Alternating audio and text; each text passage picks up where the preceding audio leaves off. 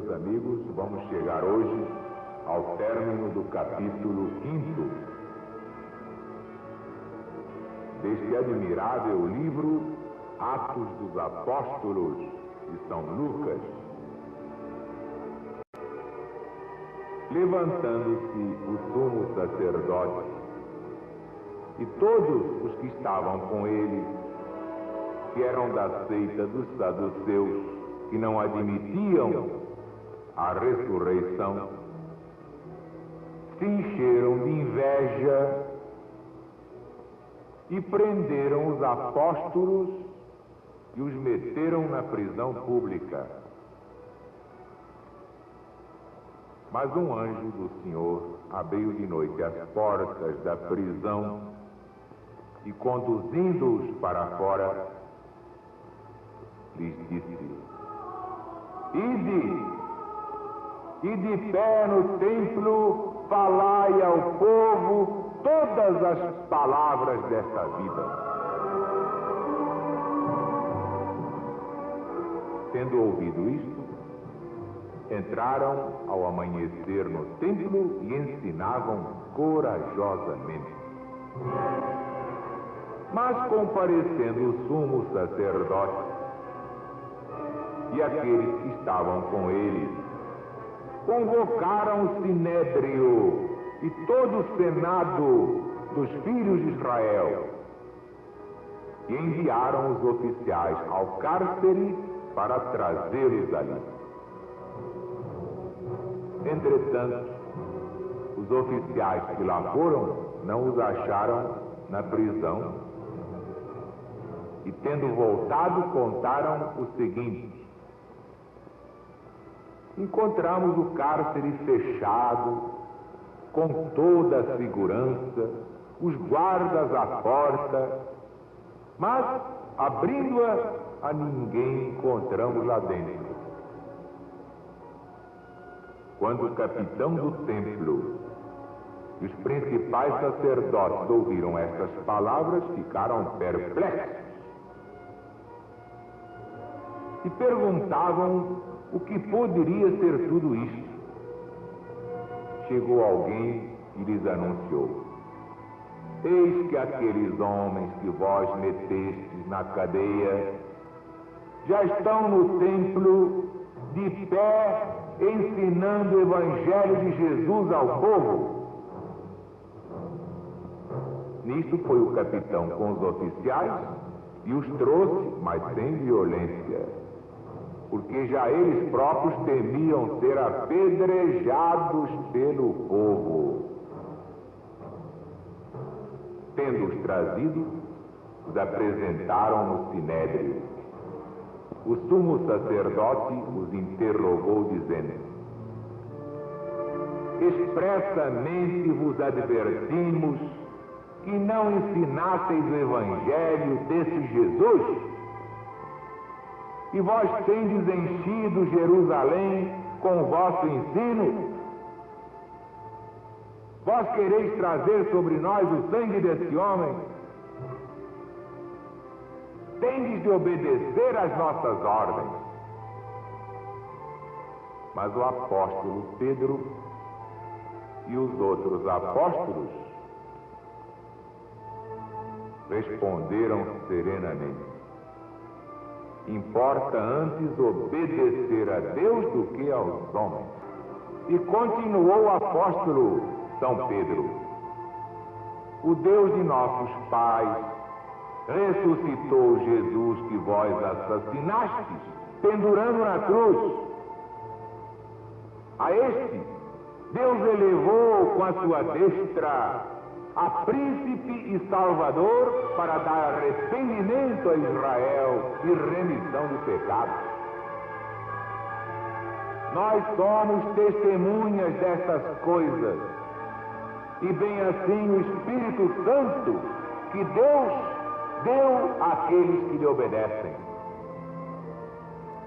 Mas eles, quando ouviram estas palavras, se enfureceram e queriam matá-los. Então se levantou no sinédrio um fariseu sensato chamado Gamaliel, doutor da lei, acatado por todo o povo, mandou retirar os apóstolos por um pouco, dizendo: irmãos israelitas, atentai bem para o que ides fazer a esses homens.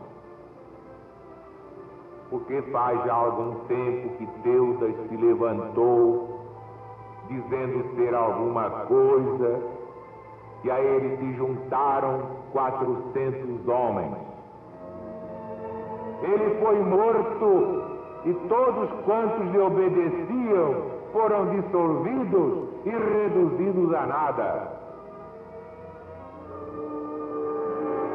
Depois de Teudas se levantou Judas Galileu, nos dias do alistamento, e levou muitos consigo. Mas também Judas pereceu, e todos quantos lhe obedeciam foram dispersos. Portanto, irmãos, eu vos digo, não persigais esses cristãos, deixai-os pregar. Porque se esta obra é de homem, se desfará sozinha. Mas se é de Deus, não podereis desfazê-la. Não sejais, portanto, encontrados pelejando contra o próprio Deus.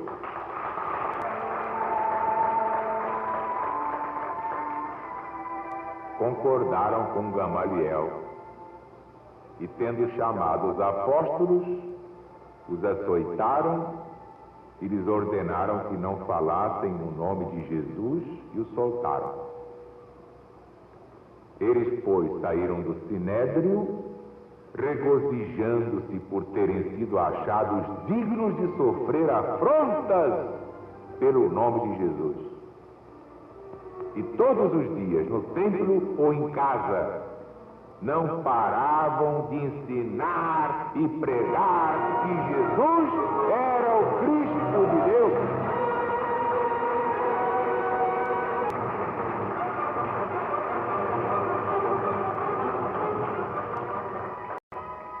Meus amigos, meus irmãos, isso é uma coisa muito séria. A história se repete em pequenos ciclos, dentro de um grande ciclo. A Terra está girando, girando, girando. Não para de rodar no infinito. E a história se repete na LBV. Nós somos perseguidos por quê? Porque pregamos o evangelho autêntico, o evangelho do princípio, é esse aqui. Mas quando os fariseus modernos malhavam o irmão presidente, e o irmão presidente aguentava firme, é porque o negócio já está aqui, ó. Há 2000 anos também era assim. Jesus disse aos fariseus: vocês vão me matar, eu sei que vocês vão me crucificar, vocês vão querer destruir este templo, mas eu ressuscitarei depois de 3 dias.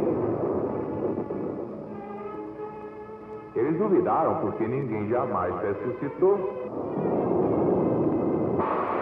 Mas Jesus ressuscitou. Depois de 3 dias, apesar da pedra chumbada, Jesus ressuscitou. Só por pirraça. Então, os apóstolos ficaram com um muque desse tamanho. Quando viram Jesus livre da morte, disseram: ué, e não é que ele ressuscitou mesmo? Então a morte é um boato, a morte é uma transição. Então ficaram corajosos, perderam o medo da morte. E começaram a se reabilitar. Então está aqui São Pedro desafiando os poderosos, sendo preso, sendo perseguido, recebendo ordens para não pregar o evangelho de Jesus. E o que é que ele respondeu? Importa antes obedecer a Deus, o resto é conversa mole.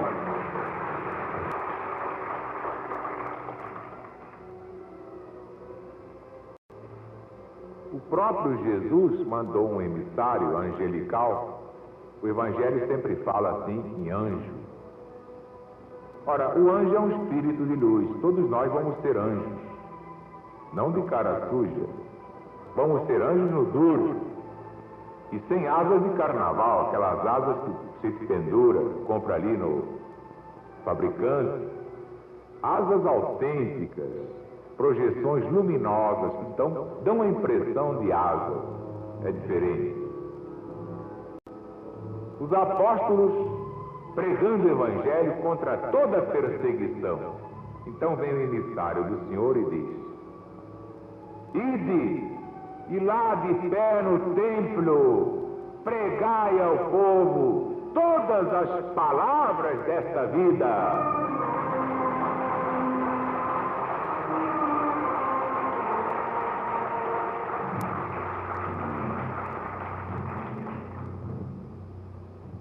Também São Paulo, quando se converteu ao cristianismo, caiu do cavalo. Aí ele viu Jesus. Como eu vi Jesus, se eu não vi, você não estava aqui. Estava também na Bola Preta. Ah, estava. Ia na Embaixada do Sossego, me divertia. Mas para aceitar uma missão como essa, só vendo Jesus. Porque não vendo, é como aquele português que vendia fiado, ninguém pagava. Então botou uma tabuleta: só vendo, vendo, não vendo, não vendo.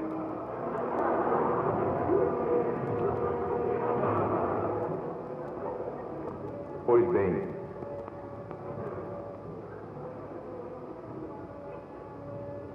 vocês estão achando grave?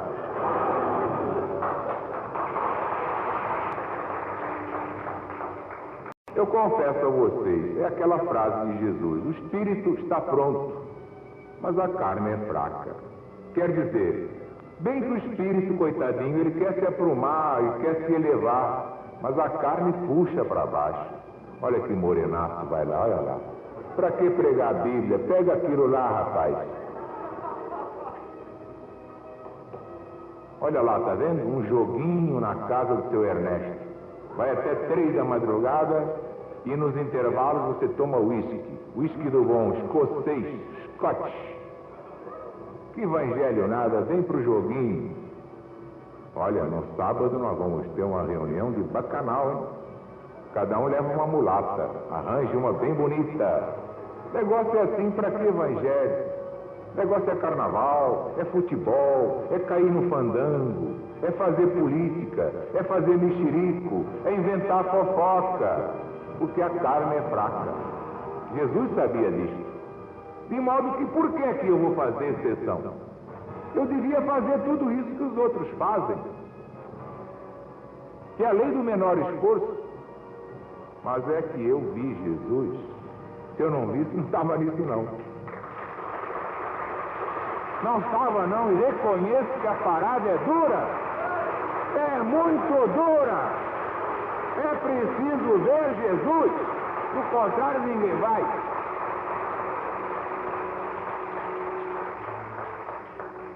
Então, o velho rabino Saulo de Tarso também viu Jesus, caiu do cavalo como eu caí. Ah, quem vê Jesus cai do cavalo e muda de vida. Deixa o mundo de lado e trata de viver para o bem dos semelhantes. Porque a morte é certa, a única coisa certa é a morte. Tudo mais, fortuna, beleza, tudo passa. Muitas mulheres foram belas, hoje são bofes. São canhões. Muitos homens eram ricos, hoje estão pedindo emprestado. Muitos eram nobres na Rússia, hoje são garçons na Europa. Em Paris, em Berlim, em Roma. São como garçons. Mulheres que eram duquesas, marquesas, viscondessas, baronesas, hoje são governantas. Porque tudo passa, disse Jesus. Passa até o céu, passa até a terra, mas as minhas palavras não passarão. Então vocês estão vendo, quando a gente depois do carnaval passa por ali pela avenida e vê aqueles destroços do que foi construído pelo Estado, o coreto, tudo desmanchado, a gente vê que o carnaval é igualzinho dentro das almas. O camarada se embebedou, botou para dentro dos pulmões um verdadeiro batalhão de bacilos de coque. Já estão se banqueteando lá dentro do pulmão e não sabe. Ele acordou quarta-feira de cinza, todo esbodegado, com a cara de besta. Mas já acabou mesmo, não tem mais nada não. Perdeu o dinheiro, pediu emprestado a seu Alfredo. Foi à casa de Dona Mariana, também pediu emprestado, se pendurou todo, vai pagar a fantasia até dezembro. Vai viver feito um desgraçado, porque o devedor é escravo do credor. Todo aquele que deve é escravo. Pois bem, então São Paulo, que tinha sido Saulo, o rabino judaico, para se reabilitar de tudo que fez contra Cristo e os cristãos, foi pregar nas próprias sinagogas, onde ele desancava o pau no cristianismo. Isso é ter coragem. Às vezes, o apedrejavam, o prendiam, pintaram caneco, como nós vamos ver diante nesse mesmo livro. Mas quando São Paulo estava assim, meio desencantado, sacrifício, como quem diz, será que é para parar dele? Que a parada é dura. Lhe aparecia o próprio Jesus, aí é o próprio Jesus, e dizia: fala, não te cales, prega o meu evangelho aos gentios.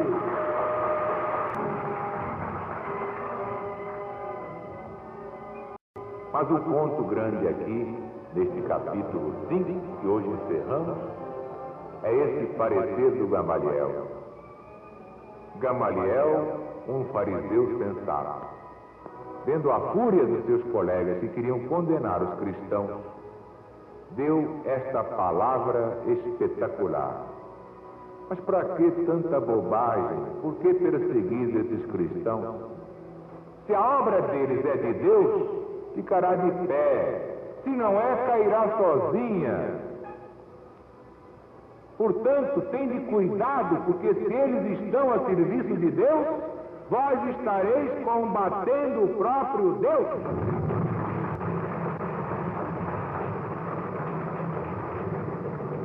E é o que eu digo com relação à LBV. Muita gente que combate a LBV, quando passar por lá de lá, vai ver que combateu o próprio Deus.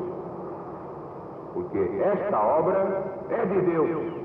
Este evangelho é de Deus. E quem viver verá.